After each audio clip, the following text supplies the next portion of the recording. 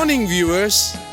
Welcome to my brief devotion titled Fresh Bread.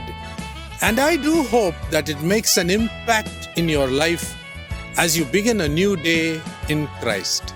The so-called Christians in Colossae had a mixture of many beliefs in their worship of God. In reality, they were guilty of having created what was called the Colossian Heresy. Now let me explain this heresy.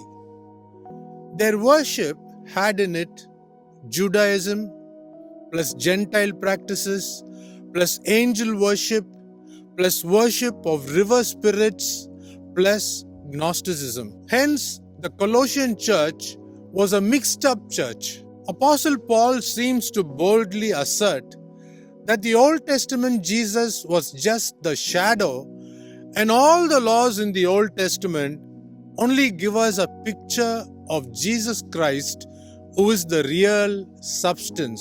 That is, the person in the New Testament.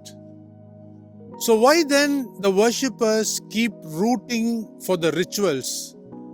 This is the Colossian heresy.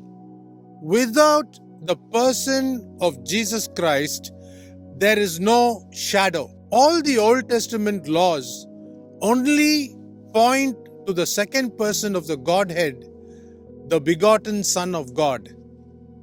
In Colossians chapter 2, verses 16 and 17, Apostle Paul says not to judge the worshippers about observing the Sabbath or the new moon.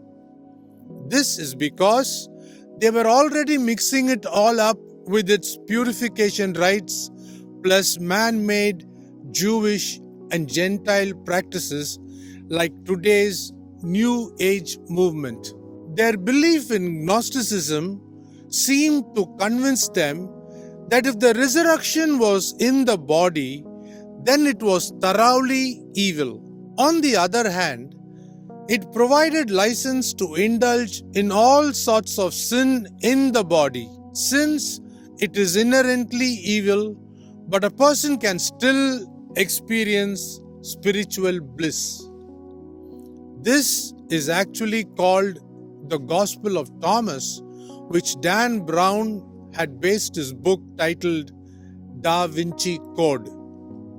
We know that Apostle Paul condemned this theory in his letters to the churches. He emphasized about the bodily resurrection of Jesus Christ in 1 Corinthians 15. Also remember, the angels in heaven worship Jesus Christ, and we as God's children must not worship angels, as our salvation is purely resting on the finished work of Jesus Christ. So that is why in the letter to the Colossians, we see the preeminence of Christ. Think about it. See you tomorrow.